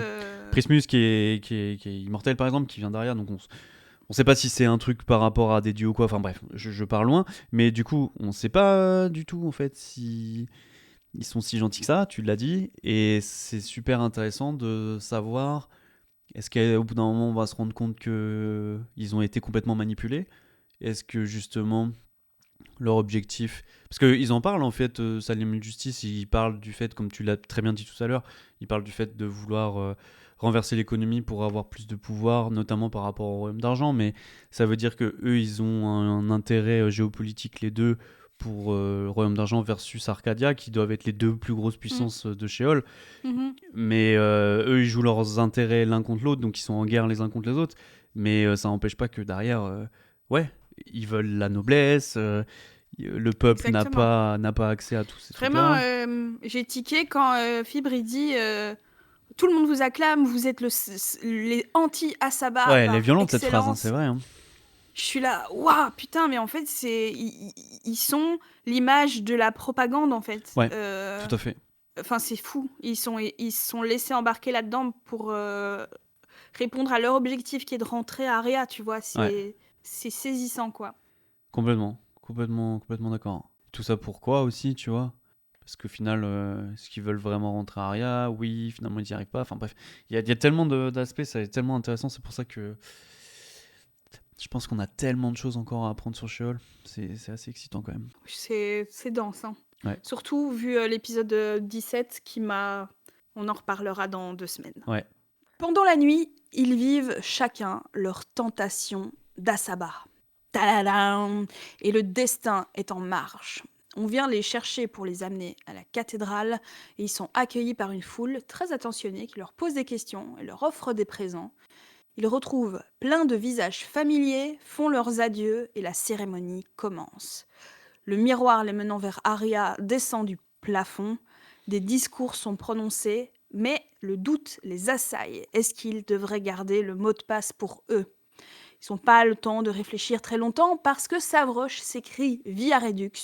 Le portail s'ouvre, on aperçoit Julia et soudain, 7 prêtres du dieu protecteur s'effondrent sur le sol dans une mare de sang, égorgés, et c'est la fin de l'épisode. Ouah. Eh ben, c'était un ride, hein. Ouais, La vache. c'est très très dense parce qu'il se passe énormément de choses. Non, bah déjà, c'est vraiment ce moment-là de l'épisode que je préfère. C'est vraiment le moment où il y a l'aspect de la tentation d'Asaba. Ouais. À un moment, Fibre, il dit j'aimerais que tu changes de. Il se tourne vers JB, il dit j'aimerais que tu changes de musique, j'aimerais une musique, le destin est en marche. Ouais. Là, JB, il fait une note, bing, Seigneur des Anneaux. Et à partir de ce moment-là, tout devient incroyable, Ouais, c'est en ça. tunnel jusqu'à la fin de l'épisode. Non, c'est exactement ça. C'est ce moment-là qui démarre. Et c'est vraiment une prise de recul sur Philippe, sur chacun des PJ et aussi de Milan. Milan qui se sent seul, etc. Mhm. L'aspect de Eddie qui se sent bien chez Hall avec ses multi-jobs. Ariane, d'où viennent les Minotaurs, existe. Peut-être qu'il y a un pouvoir plus grand pour pouvoir sauver plus de personnes. Finalement, en Sheol, peut-être que tu progresserais plus par rapport à tout ça. Et surtout, là où. Bon, il y a évidemment Savroche avec l'impératrice, mais Matin, je trouve qu'il a. Encore Philippe qui a été tellement fort. Le principe de. Es-tu la personne qui refuse des opportunités? Es-tu vraiment la personne qui refuse des opportunités? Ça fait mouche, quoi. C'est genre. Et même là, mais genre. Oh le bâtard, tu vois, genre. Il m'a eu là-dessus, genre, Ça le touche en plein cœur. Ouais. Je l'ai noté aussi, c'est la meilleure phrase. Exactement ce qu'il faut dire à Matin Miracle. Et Lame le joue trop bien parce qu'il le prend, mais vraiment comme un coup de couteau, quoi. C'est incroyable. Et je l'ai noté aussi après pour. Après. Lydia aussi fait une phrase incroyable là-dessus. Au moment de. C'est dans l'épisode suivant, au tout début de l'épisode suivant, pour le convaincre d'utiliser le ex nihilo aussi. Ce moment est incroyable. Et je peux peut-être en parler juste vite fait là. Parce qu'il dit, elle est en mode Matin, crois en toi. Et il y a un dialogue qui se fait entre les deux et il répond mais c'est mon business model de croire en moi, Ariane. Et après, elle lui répond crois en l'incroyable. Essaye de faire quelque chose d'absolument inaccessible. Et c'est juste magnifique, quoi. Genre, c'est le truc pour Matin Miracle. Et Fibre, il dit mais je sais plus ce qu'il dit, mais quel échange. Il dit c'est beau. Et... Ouais, parce que le business model de croire en moi, déjà, mais quel punch exceptionnel. Et Lydia, mais elle rebondit, elle dit, mais plus que le possible, quoi. Enfin, c'est trop bien, t'as bien fait de mettre ça en valeur. Mais donc, sinon, pour reprendre là-dessus, sur ce début de cérémonie, on voit après donc l'aspect des tentations. Finalement, tout le monde se dit non, on veut revenir Mais MV, en fait, dit il faut qu'on fasse un point en Aria sur Milan. Si on leur fait le coup d'Asaba, on va se retrouver la tête sur des pics. C'est pas possible. Eddie aussi dit moi j'ai qu'une seule parole. Il re-rentre dans son personnage d'ailleurs. Exactement. Il est très dans j'ai qu'une seule parole. J'ai dit que je repartais, je repars, etc. Très droit. J'ai trouvé ça très chouette. La tentation d'Asaba, en réalité, enfin leur tentation, elle fonctionne mesurément. Après la tirade de Fibre, certains hésitent un instant, surtout Matin, titillé par le refuser les opportunités. Là, il y a un peu Ariane aussi. Ils se demandent est-ce que c'est vraiment le moment de partir à Aria, mais en fait, ils réalisent qu'ils peuvent plus reculer, qu'ils sont dos au mur, qu'ils sont embarqués dans quelque chose de plus grand qu'eux, quoi. Et c'est intéressant de voir qu'en fait, ils sont coincés à ce moment-là. Ouais.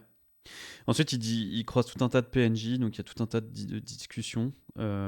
J'ai aussi noté la musique est trop belle à ce moment avec les cordes. Il croise Landou qui leur dit « Je serai toujours votre ami ». Il dit « Tout conflit peut aboutir à un compromis ». Puis c'est là qu'il leur dit « Vous êtes copains avec les gens de Miragon, mais c'est peut-être pas les plus gentils du monde. Vous avez rapidement jugé un royaume un mauvais... sans jamais y mettre les pieds, en fait, finalement ». Il dit si vous jugez tout un pays sur 2 personnes, c'est comme ça, mais bon, ça touche les gens, les joueurs à la table sont comme c'est pas faux ce qu'il dit, il a pas tort. Même si bon, voilà, après Savroche dit non, mais vous avez aussi emprisonné la personne qui m'est chère, et puis même l'aspect. Alors il y a aussi du bon gros bullshit, l'aspect de comme quoi les PJ auraient déclenché une guerre, c'est complètement faux. La guerre a été déjà déclenchée avant. Oui.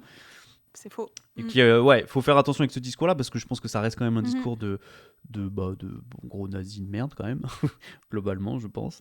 Mais il y a des choses où il fait mouche aussi là-dessus, Fibre. Donc ça marche très très bien. C'est marrant parce qu'on en a parlé avant le live mercredi, parce qu'il insiste, Phoebe, sur le fait que Landau leur a rien Oui, fait, qu'il est pas si méchant, ouais. qu'il est gentil et tout. Mais là, j'ai dit à Phoebe, mais Fibre, en fait, c'est ses valeurs le problème. Le Mhm. problème, c'est qu'il a beau être gentil, si c'est un gentil nazi, ça reste un nazi. Oui, t'as Et, dit ça, je me rappelle. et au-delà d'avoir dit ça, je pense que c'est ce que eux pensent. Est-ce que c'est vraiment parce qu'il dit ouais, mais l'étoile d'argent n'est pas aussi enfin c'est pas des nazis quoi, c'est pas des si méchants que ça, mais aux yeux de la team c'est des nazis quoi, donc peu importe ce que fera Landau, il pourra être le mec le plus gentil de la terre, c'est un fucking nazi, donc jamais ils vont être sympas avec lui. Ce que tu as dit est très intéressant sur en fait, c'est du racisme qu'ils font envers l'étoile d'argent, même si c'est des fucking nazis, donc on a envie d'être intransigeant envers eux. Il y a aussi Valcar Leblem qui rencontre. Et j'aime bien l'aspect, on Mm. voit que du coup ils sont vivants, même après Ouais. leur rencontre sur l'île. Ouais. Qui leur dit: Je sais que vous nous avez tiré dessus, vous êtes un sacré coquin. Oh là là là. Et après, il dit: Après, on l'a bien mérité. Philippe qui Oui, juste. oh mon dieu, trop drôle. Toujours aussi Trop bon. drôle. Et il y a ce moment du coup où Milan Oui. demande s'il peut dire au revoir à Alicia. Et ouais, j'ai mis entre parenthèses, mon cœur est brisé, quoi. Il y a énormément d'émotions, les deux pleurent. Il y a même des gens qui voient, ou je sais plus, des Oui. journalistes qui disent: Oh, est-ce que ce serait le couple impossible? Maudit, ouais. Lydia dit c'est Roméo et Juliette. Ouais. Et c'est encore plus annoncé, c'est encore plus Waouh. fort Mais là de dire c'est oui. Roméo et Juliette. Mais oui. C'est horrible, mon dieu. Je te jure, ça me. Oui, ce moment est très très beau. Et vraiment, Fibre, il me touche dans cette campagne. Ouais, Il a décidé qu'il voulait faire des moments comme ça et ils ouais. sont pas grandiloquents, ils prennent pas 25 minutes, il n'y a pas des grandes tirades, mais ils sont touchants, ils sont mignons. Mais c'est Voilà, intelligent en plus de le faire parce que le fait de développer des PNJ avec des relations, et puis il nous l'a dit d'ailleurs en off, il nous a dit: Lydia ne veut pas de ça. Il ne veut Ouais, pas d'histoire d'amour, par exemple. Il a essayé plusieurs fois ouais. et puis il lui a dit clairement elle n'en veut pas. Et elle a raison, si elle ne veut pas, elle a Elle a raison. le Si elle droit, se ouais. sent mal à l'aise avec ça, elle a Mm. 100% le Ouais. droit. Mais je trouve Mhm. ça intelligent de sa part, en fait, de faire des PNJ, finalement, qui vivent ça. Oui, Parce que je pense c'est qu'il c'est veut ça. Ouais. avoir cet aspect d'amour, de Ouais. grande histoire, etc. Et de faire des PNJ qui le vivent à côté. Et d'autant plus, je trouve ça encore plus touchant avec la jeunesse, tu vois. Euh, c'est Ah super ouais, parce intelligent. qu'on se souvient, en fait, ça touche à notre nostalgie et Bah ouais. tout. MV a raconté à la table que quand sa première campagne de jeu de rôle, il a vécu une grande histoire d'amour avec une barde et tout ça, il racontait un petit peu. Et Fibre, il a dit: Oh, mais c'est génial ça, c'est super, parce qu'il a fini par l'épouser, avoir des enfants avec dans la Hmm. campagne. Et on voyait vraiment qu'il était un peu. Il a envie de ça, quoi. Et il pousse aussi à ce que Savroche soit amoureux de l'impératrice plutôt que son Oui. ami. On va voir un petit peu. Mais en tout cas, je trouve ça vraiment très cool. Ouais. Petite phrase de Philippe j'ai noté aussi, où il dit: Les prêtres du Dieu protecteur les regardent avec une certaine hostilité. On dirait Ouais, presque qu'ils veulent vous agresser. Donc là, tout le ouais. monde est genre: Ouh là, il se passe quoi? Et ensuite, il y a des petits discours de chacune. Lydia qui dit qu'ils ont un départ un peu précipité, qu'elle aurait voulu plus voyager, découvrir un peu plus Sheol. MV dit: Peuple de Sheol, peuple de YouTube, peuple de Sheol, nous avons bien plus de choses en commun que de choses qui nous divisent. Et quand nous reviendrons, j'espère que nous pourrons continuer cette belle histoire que nous avons commencée ensemble. C'est beau, c'est magnifique. MV, hein. Daz qui Ouais. dit: J'ai fait un rêve. Oui, je l'adore. Un rêve Je qu'un l'adore. jour les enfants d'Aria puissent s'amuser avec les enfants de Sheol. C'est très chouette aussi. Mais Et, c'est Mims, quoi. ouais, et Ouais. là, elle me dit: J'ai des choses à vous dire, mais je vous les dirai quand je reviendrai. Le teasing. Ouais, toujours. La hype, il est dans le Oh business de la hype. putain. Ok. Il est dans le business de la hype. Mais MV nouveau qui avait improvisé le discours à l'enterrement, là il a improvisé ses discours, Ouais. c'est genre, mais il faut voter MV, enfin MV for President, quoi, je sais pas, bref, incroyable. Euh, Et juste, ça, c'est incroyable. C'est vraiment mon moment préféré, je pense. Où en gros, ah un ouais? moment, Philippe dit: Tu vois que des membres du clergé s'échangent des objets discrètement. Et là, je Oui. pense que JB comprend qu'il se passe quelque chose vraiment, et la musique elle Ouais. switch à ce moment-là, quoi. Et je trouve que Ouais. c'est incroyable. Il y a le récit, parce que Ouais. c'est ça, j'en ai Ouais. parlé avec JB à un moment, je lui ai posé la question, je lui ai dit, mais est-ce que Fip te donne des indications sur ce qui va se passer, etc. Et il m'a dit, oui, à une époque, c'est ce qui se passait. Il me donnait, il va se passer ça, ça, ça, du coup, prépare X, Y chose. Et maintenant, il m'a dit, non, maintenant, je réagis, je veux plus ça, ça me plaît pas. Je réagis vraiment en fonction de ce Ouais. qui se passe à un instant T, tu vois. Et là, je trouve que c'est incroyable parce que tu sens, il arrive à. Ça, c'est encore une chose qui m'impressionne. On l'a dit pour Victor, Ouais. qui est capable de faire X choses en même temps, mais d'être capable Ouais. de jouer, de réussir à anticiper et de détecter à un moment qu'il se passe un truc à un instant T. Et vraiment là, réécouter ce moment-là, hein, vraiment, Philippe Ouais. qui dit, tu vois que des membres du clergé s'échangent des objets discrètement. Et là, alors peut-être que je dis une connerie, mais j'ai l'impression que la tonalité du morceau passe complètement, elle switch et elle passe en mineur. Ou je pense que c'est ça. Peut-être que je Mhm. dis de la merde, mais tu sens qu'il y a un basculement qui se fait au niveau de la musique et ça devient tout de suite plus tendu, tout de suite plus dramatique. Il y a quelque chose qui. Et ça joue énormément, je pense, dans toute la scène en fait.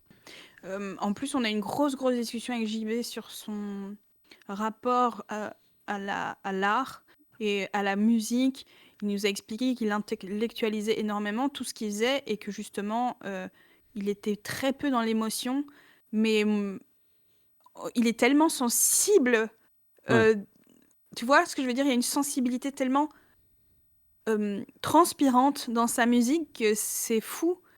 Enfin, c'est fou. ouais, Il est trop ouais, talentueux. C'est ouais, un truc vraiment. C'est un de génie. Moi, je zinzin, trouve que quoi. c'est un génie, vraiment. Et Ouais. j'ai tendance à dire tout le monde c'est les goats et tout, mais lui, Ouais. il est vraiment. Ouais. Il y a quelque chose, quoi. Et ouais, pour finir mon Alors, tunnel, bah sinon c'est vas-y. la fin là. Le grand maître de la guilde des guides revêtu d'une soutane, de plaques d'argent et apportant un bâton surmonté d'un cadre, s'agenouille sur ses deux Ouais. genoux. Ouais. Et puis là, il propose d'ouvrir le miroir. Lydia Voilà. se dit, est-ce que c'est pas une technique justement pour aller envahir Arya? Et aussi, je sais pas si elles le disent ou si c'est moi qui ai noté ça, mais je me demandais, est-ce que Asaba aussi était pas dans cette situation-là à l'époque en fait?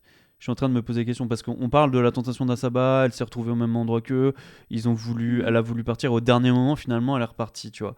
Est-ce que c'est pas la même chose? Est-ce qu'elle s'est pas rendu compte que finalement les gens allaient envahir Arya et y allait avoir quelque chose? Je sais pas. Je dis ça comme ça, j'ai noté. Donc là, il y a MV qui hurle via Redux. Et là, donc, la description de Fibre, il dit 7 membres du clergé tombent à terre, la gorge tranchée ou Mhm. poignardée. Et donc c'est en gros la fin de l'épisode. Euh, D'ailleurs, après, ils en parlent pendant des briefs. J'ai noté, ils auraient pu passer sans le mot magique, puisqu'ils avaient notre ami Milan Yes. avec eux. Et d'ailleurs, Milan. Fibre il se Ouais. dit, oh merde, j'aurais pas dû dire ça, j'aurais pas dû dire ça. Ouais. Ouais, parce qu'il le confirme, mais ouais. Ouais, C'est une des premières fois, je trouve, dans l'histoire de Game of Thrones, que Fibre fait un truc aussi dramatique ouais. et prend son propre texte au sérieux. Quelque chose d'aussi dramatique, aussi cinématique, aussi choquant. Ils font d'ailleurs le parallèle avec le Red Wedding. Évidemment, on n'est Mhm. pas dans quelque chose d'aussi extrême, aussi traumatisant. Mais franchement, c'est impactant. La tension qui monte, l'hésitation de Ariane à dire le mot, Savroche qui est impatient, et c'est son trait de caractère sur sa fiche de perso, c'est d'être impatient. La sensation d'être dos au mur, de ne pas pouvoir reculer, tout est très bien. Et Fibre est sérieux, il fait pas des blagues, il désamorce pas. En fait, c'est ça, ne désamorce pas. Et c'est vraiment génial. Ouais. Évidemment, on veut que Game of Thrones reste un truc rigolo, mais une petite pointe de ça, tous les X, ça rend en fait l'œuvre dans sa totalité beaucoup plus intense, dramatique, épique. Le mot c'est épique, Mhm. et voilà, bravo Fibre. Attention, jingle. Le jingle 6, c'est vraiment trop bien, bravo, bravo Fibre Tigre. Il y a Bubben dans le chat qui dit est-ce que la précision des 7 membres est importante? Genre, est-ce que ce serait les 7 royaumes? Ah bah, très bonne question. 7, ça me semble pas être un chiffre au hasard, après, Voilà. Ouais. comme Est-ce d'habitude. que c'est juste un attentat comme ça ou est-ce que c'était un rituel? Ouais, Vu le début de l'épisode 17, on ne dirait pas tant, hein, c'était peut-être juste un attentat. Mais ouais, 7, c'est quand même... Ouais, Voilà. ouais, bah c'est un peu la question que tout le monde s'est posé, qui attaque, pourquoi, mais bon, Mm. on voit Mhm. bien que c'est des membres du clergé qui tombent à terre, quoi. Et après Ouais. coup, donc, début de l'épisode, Coucou, c'est Anna June du montage. On a oublié de vous le préciser, mais on a décidé de débriefer aussi le début de l'épisode 17 pour clôturer cet arc narratif. Et quand on débriefera l'épisode 17 dans 2 semaines, on fera uniquement le hors-série Avractos. Donc voilà, la dernière partie de cette vidéo aussi concerne le début de l'épisode 17. début de l'épisode, donc on voit Ouais. Julia qui est réveillée à travers le miroir, déjà. Donc il dit un garde porte un médaillon de l'étoile d'argent et il tire sur le seigneur Arcanen. Mhm. Il y a Lydia qui a une idée incroyable vraiment de penser à remonter le temps, mais en fait, quand on est arrivé donc chez Gozu, Ouais. moi que j'arrive, je rencontre Daz et Lydia, et le Ouais. premier truc qu'ils me disent c'est genre qu'est-ce qu'on fait pour la suite, il faut que vous nous disiez, toi et Anna, vite, faut qu'on sache, Ouais. etc. Et en vrai, bah, Ouais. encore une fois, je répète, moi j'étais cramé de ma journée, j'arrive, j'étais un peu stressé de rencontrer tout le monde et tout. Elle me Ouais. pose ces questions-là, je suis genre. Ouais. En plus, on n'en avait pas parlé, toi et moi, on avait zéro Non. discuté de Non. ça, on a zéro débriefé, et du Non. coup, j'étais genre, j'ai Mm. aucune idée. D'ailleurs, je leur ai dit, moi, je suis une fraude dans ce duo. Je leur ai dit ça, j'aurais dit, moi, je ne sers à rien, c'est juste Anna qui connaît tout, et moi, je rebondis vaguement de temps en temps, quoi. Et du coup, bref, elle me. Bubun qui dit dans le chat, il y a examen dans 5 minutes et on n'a pas révisé. C'est vraiment cette vibe-là. Ouais, mais le truc, c'est qu'elle me dit ça. On en reparle vaguement Ouais. et tout. Tu sais, on se pose des questions, on s'est posé un peu des questions vaguement sur ces trucs-là. Mais moi, j'avais pas trop. Enfin, j'avais réécouté un peu l'épisode, mais je ne m'étais pas trop vraiment pensé. Enfin, tu sais, j'avais pas fait une vraie réflexion mentale sur tout ça, sur les tenants, les aboutissants, etc. Et en vrai, ça m'a ultra impressionné que elle pense. Parce qu'elle l'a dit genre, ah, il faut qu'on fasse appel au Titan du Temps. Elle l'a dit à ce moment-là, je m'en rappelle. Et du coup, j'étais en mode, bah ouais, c'est une bonne idée, mais comment tu fais pour l'appeler? Et moi, dans ma tête, c'était un peu, oh, bah c'est leur pote, du coup, ils vont pouvoir l'appeler. Mm. Mais le fait de penser à faire du ex nihilo, c'est tellement parfait. Parce que, en plus, ça fonctionne. Donc là, Matin réussit à faire enfin son jet de ex nihilo. Et c'est le truc de fou, c'est vraiment genre juste logique. En fait, c'est exactement comme Fib l'a pensé, je pense, le ex nihilo. C'est il va falloir que tu me justifies pourquoi ça arrive. Et quand il dit genre ah bah les titans ils sont sûrement au courant de ce qui se passe sur Terre. Il doit regarder ce qui se passe, il doit être sans doute un peu inquiet par rapport à ça, et comme on l'a aidé notamment vis-à-vis de son chat, etc., et bah il va intervenir, et c'est tellement ça quoi en fait, le ex nihilo, ça marche trop bien. 10 sur 10. Vraiment. Et le fait qu'elle ait pensé à ça, et elle en a pas parlé, je sais pas si elle y a pensé à ce moment-là ou quoi, j'en sais rien, je sais pas ce qui s'est passé dans sa tête, mais genre j'ai été super impressionné parce que je m'attendais pas à ce qu'elle pense à ça, et c'est incroyable. Bravo à elle, je trouve. Ils mettent plusieurs tours avant de faire son idée. Ouais. Elle arrête pas de dire mais faites mon idée, Ouais. Elle a trop raison, faites son idée. Ouais. Parce qu'elle est vraiment bien son idée. Ouais, j'allais dire, ensuite ils décident de détruire le miroir parce qu'ils se disent que donc c'est une attaque pour envers Arya. Il y a Savroche qui hurle pète le miroir, grognasse. C'est incroyable ça. Oh mon dieu. Et il y a Julia qui y va justement pour casser le miroir, mais Phoebe le dit, mais finalement elle arrête son geste et vous comprendrez ce que c'est, je lui donnerai une explication dans super longtemps. Incroyable ça. Du coup t'es genre Ouais. waouh. Elle met la couronne sur sa tête, et la couronne, c'est l'un des 3 atours de la sagesse, et la couronne est censée te donner le sens parfait de la justice, faire de toi l'arbitre suprême. Est-ce que en mettant la couronne sur la tête, Julia a compris quelque chose, et c'est pour ça qu'elle a pas cassé le miroir de son côté à elle, en se disant il faut garder un accès vers chez moi. Voilà. Okay. Je trouvais ça, si c'est ça, Fibre est un génie d'avoir pensé à dire elle met sa couronne, tu vois. Wow. Et puis elle regarde dans le miroir. Voilà. C'est beau parce que j'ai pas du tout remarqué ça, tu vois. Genre 0 moment. Donc il y a Eddie ensuite qui décide de briser le miroir avec son arbalète, et d'ailleurs Fibre ensuite enchaîne en disant 2 autres carreaux suivent juste après. Et ça, faut qu'on en parle parce que on en a beaucoup parlé après. On a peu débriefé l'épisode, mais on a parlé un peu de ce genre de choses. Et le fait qu'ils pètent le miroir et que donc ils aient plus accès à Arya, c'était pas du tout un truc visiblement écrit par Philippe, c'était une des possibilités. Hein. Et le fait qu'ils Ouais. disent deux autres carreaux suivent juste après, il nous a dit ça. Il nous l'a dit à plusieurs reprises. Il nous a dit non, moi j'ai dit ça parce que Eddie a décidé de péter le miroir. Moi, c'est le truc qui m'a le plus marqué effectivement de ce début d'épisode et on en a reparlé vraiment.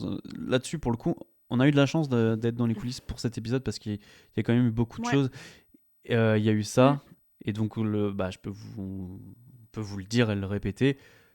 Fibre n'a pas voulu casser le miroir, en tout cas c'est ce qu'il nous a répété plusieurs fois. C'est vraiment, il a confirmé avec les arbalètes qui pètent, qui confirment la cassure du miroir, pardon, uniquement parce que Eddie a décidé de le faire. Après, voilà, entre ce qu'il dit et la vérité, il peut changer des trucs et tout, mais bref. On arrive au moment horrible, ma chère Anna.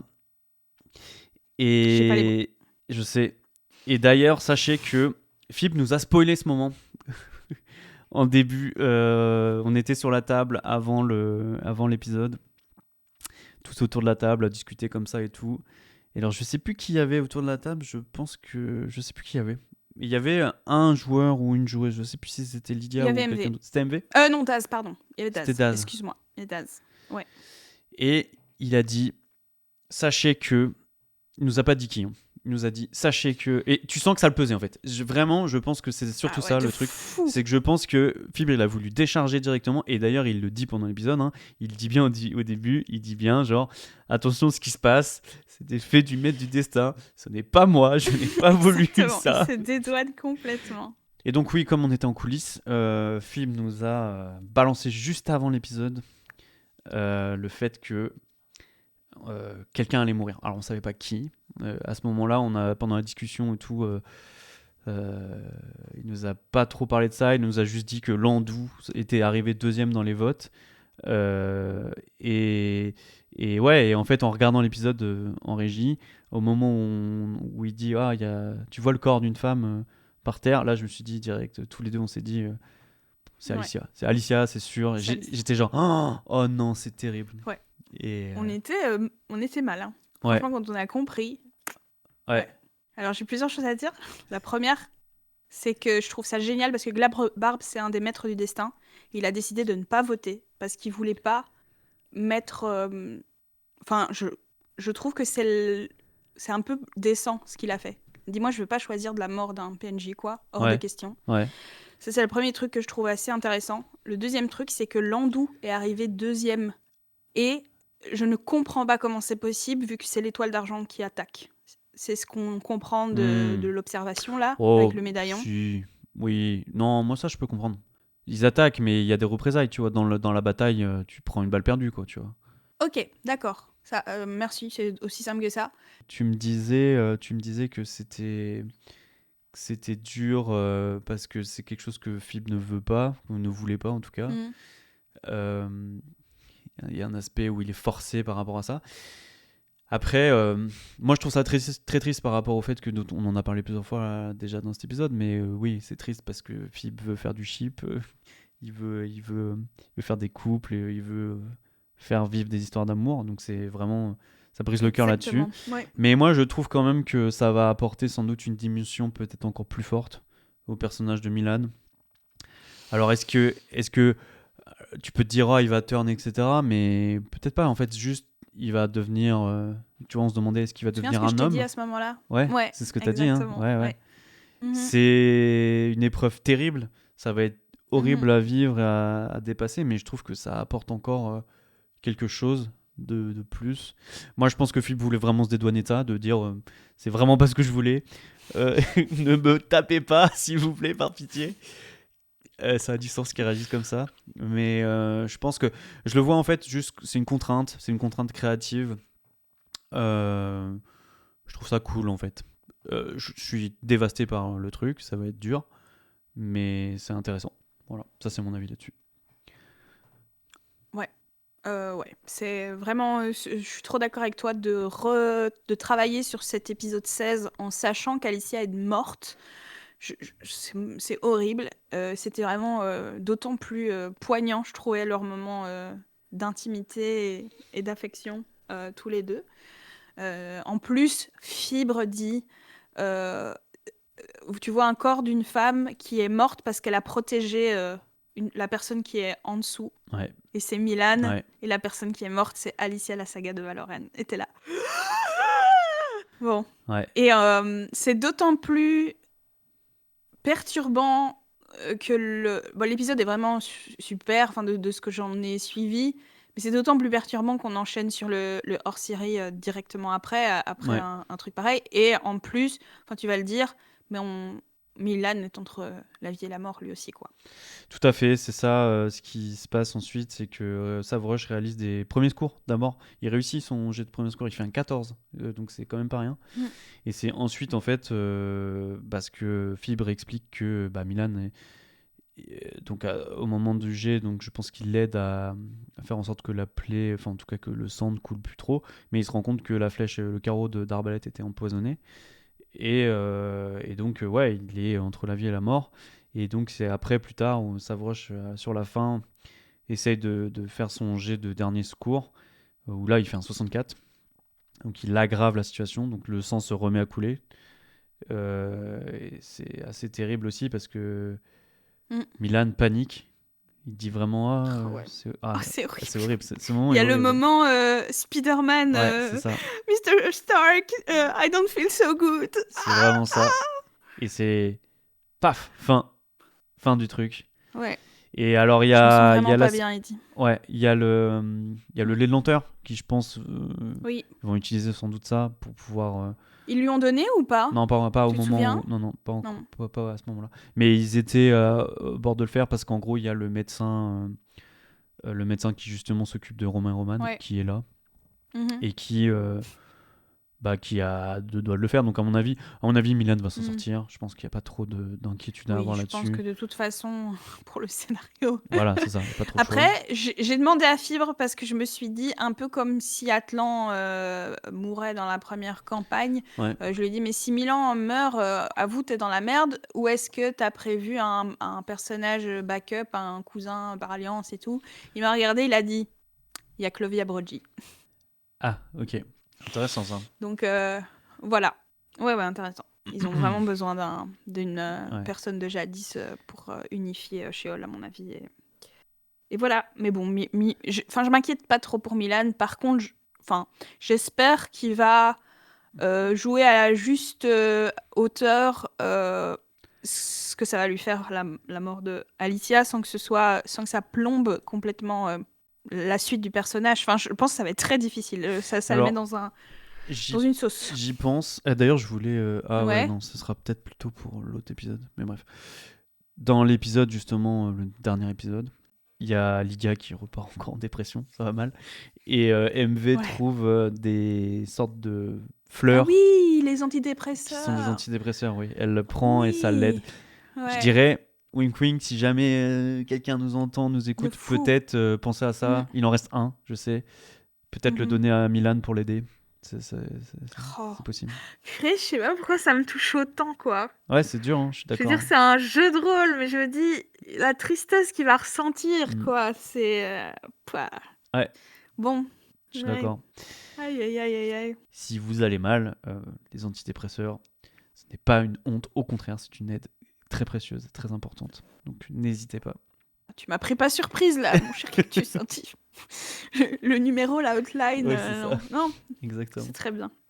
Non, Daz m'a beaucoup touchée. Daz, la personne, dit vraiment, oh putain Milan, mais vraiment le putain Milan, il fend le cœur tellement il est sincère. Et il a ce truc aussi de quand il voit la personne qui a potentiellement tiré sur les amants maudits là, il se retourne et il dit je lui encule sa mère ou je sais plus quoi. Me vient l'idée que il faut garder peut-être des witness, enfin des témoins. Mais je le fume quand même, j'en ai rien à foutre. Regardez des prisonniers. Ce qu'il dit exactement. Ce sera certainement pas celui-là. Clac. Oui, voilà. Ouais, tu te rappelles de ça quand même, parce que moi je l'ai noté là, je me rappelais pas, tu vois. Tellement cinématique, tellement Milan. Enfin, et le putain Milan qui vient vraiment de Daz et pas du personnage. Enfin, c'est trop touchant, quoi. Ouais. Bah pour terminer, juste. Il y a des petites précisions, genre Ariane qui a essayé de faire une construction mentale avec les attaquants, mais elle a raté. Ouais. Fib lui avait dit que c'était une bonne Ouais. idée, si elle faisait moins de 5, ça Je me marchait. souvenais pas du tout de ça. Donc, Elle est ça, cool. c'était une très bonne idée, Dommage, encore une je trouve ça fois. raté.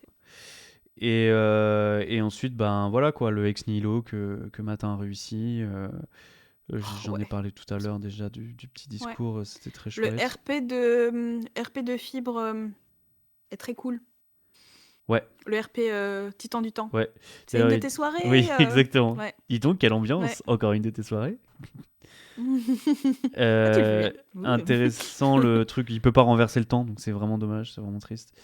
Tu voulais aborder un truc sur le RP de l'âme à partir du oui. moment où il aura réussi un ex nihilo. Tout à fait, c'est ma dernière phrase de mon résumé, de mes notes.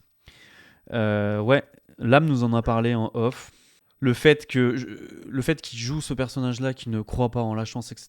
Il joue évidemment son personnage de start-upper, c'est pas la chance qui l'a fait, etc. Le fait que c'est ça qu'il met dans son déni. À partir du moment qu'il réussit le ex nihilo, en fait, il nous a dit que son personnage, peut-être que lui voudra aussi l'utiliser, mais il veut faire passer son personnage en dépression, en fait. C'est vraiment, il veut se rendre compte que finalement, tout ce qu'il connaît, tout ce dont il a, tout ce sur quoi il s'est construit, en fait, toutes ses valeurs, bah finalement, est-ce que ça serait sur du vent? Est-ce que la chance existe vraiment? Et il nous a vraiment dit genre, ça y est, je vais enfin pouvoir développer cet aspect de mon personnage, et tu sens que ça fait vraiment longtemps qu'il y pense, quoi. Et Ouais. j'ai Incroyable. hâte Moi, de j'ai voir trouvé ça. Donc là, c'est un peu le, incroyable. c'est Ouais. un peu le scoop là, peut-être, parce que personne n'est au courant. Est-ce que de je ça, vais laisser mais... ça au montage? Oui. Oui. Ouais, c'est Ok. cool. Point Qui de vue, avait s'il y a ça 30 personnes qui vont voir ça, c'est vraiment des gens qui sont intéressés. Laisser quelques petites, c'est bien aussi, mais je voudrais pas que l'âme se sente Trahi. trahi. Bum dit que l'âme en avait parlé sur son stream. Donc voilà. Nice, voilà. C'est parfait ça. Je me sens mieux. Je me sens bien. Voilà, tu vois. Ce ne sera pas coupé au montage. Écoute, je trouve ça trop bien. Déjà, trop cool qu'il nous l'ait dit. Et tu te rends compte, il a pensé à ça et le nombre de jets de ex nihilo qu'il a raté depuis. C'est clair. Au moins 4, non? Enfin, franchement, incroyable. Ouais, il devait être bien frustré aussi, hein, parce qu'on s'en rend pas compte, il joue son perso, on dirait qu'il est genre ouais, trop bien et tout machin, mais clairement, s'il a cette idée-là de développer son personnage dans ce sens-là, c'est qu'il doit y avoir pensé, et c'est très cool. Écoute, franchement, bravo l'âme. Hein. Je trouve ça très chouette, très intéressant. Ouais. Hâte de voir ça va peut-être un peu niquer la dynamique quand même, parce que l'âme, Matin, c'est quand même un peu la joie de vivre concon du groupe, quoi. Mais on va devoir se battre finalement pour cet antidépresseur. Hein. Putain, c'est fou ça. Oh, le retour. Mais non, mais c'est ça que j'allais dire. Entre Ariane qui est multi-traumatisée, Milan qui vient de vivre le truc le plus dur de tous les temps là, de toute sa vie, et l'autre qui vient de réaliser que sa vie n'est qu'un mensonge. Mais mon Dieu, et Savroche qui est censé être le mec dark de ce groupe. C'est clair. Oh punaise. Purée, est-ce qu'on a fini? Oui. On a fini. Je suis cramé parce que je rentre d'un voyage de 2 semaines et demie en France, aller voir la famille, les amis, j'étais pas chez moi et tout, je rentre, je suis un décalage horaire, je suis mort, j'en peux plus là. Ah ouais, là, Paris moi, en plus, et là on est rentré de la cause du teuf, dormi à 4h du mat, j'ai pris l'avion après, oh là là, laisse tomber.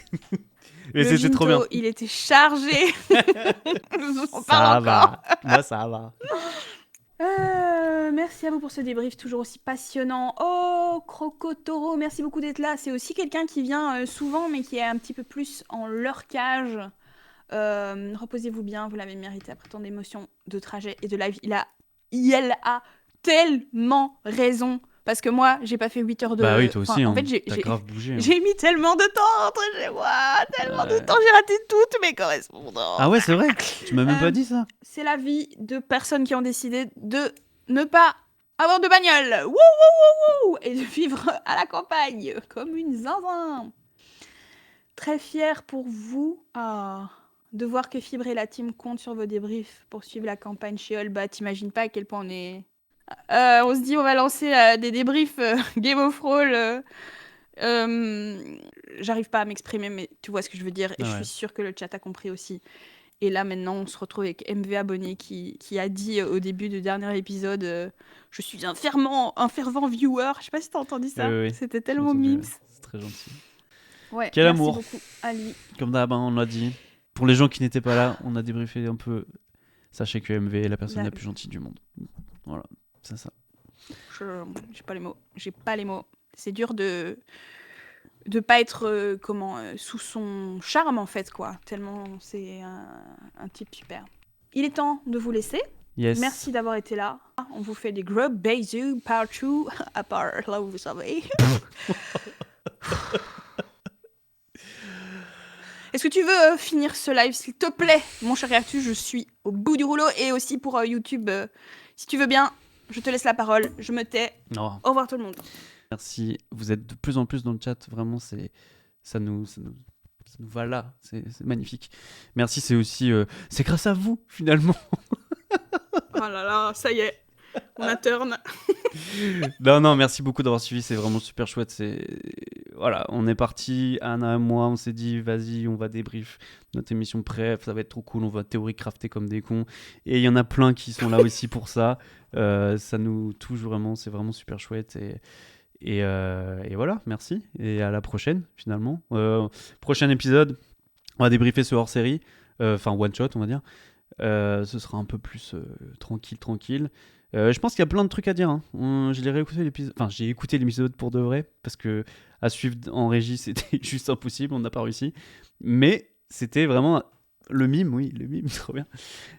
C'était vraiment très cool. Donc on se retrouve dans 2 semaines, je pense, c'est ça, pour débriefer ça. Et puis juste avant le prochain épisode. Et puis on a hâte de voir ça. C'est bientôt la fin finalement de Sheol, c'est triste, mais il y aura Gorge Justice. Ça va être cool. Gorge Justice. D'ailleurs, ils nous ont parlé un peu en fait de Gorge Justice, tu te rappelles? Ils nous ont parlé de. Ils voulaient faire des personnages un peu en couleur, un peu comme Xaviolacci, etc. Là, c'est. Ouais. Ça va. J'ai hâte de voir. D'ailleurs, Fibre Tigre a dit, vu que t'en parles, il a dit que nos théories étaient parfois tirées par les cheveux, mais qu'il y en avait certaines où il disait « Oh !» Oui. C'est vrai. Pas mal, ça, je vais peut-être le rajouter en général. C'est vrai. Allez, sur ce, gros bisous tout le monde, merci. Ciao. Et tu vois, finalement, c'est quand même moi qui... Merci d'avoir été là, bisous. Ciao, à plus. Très bientôt. Bye bye.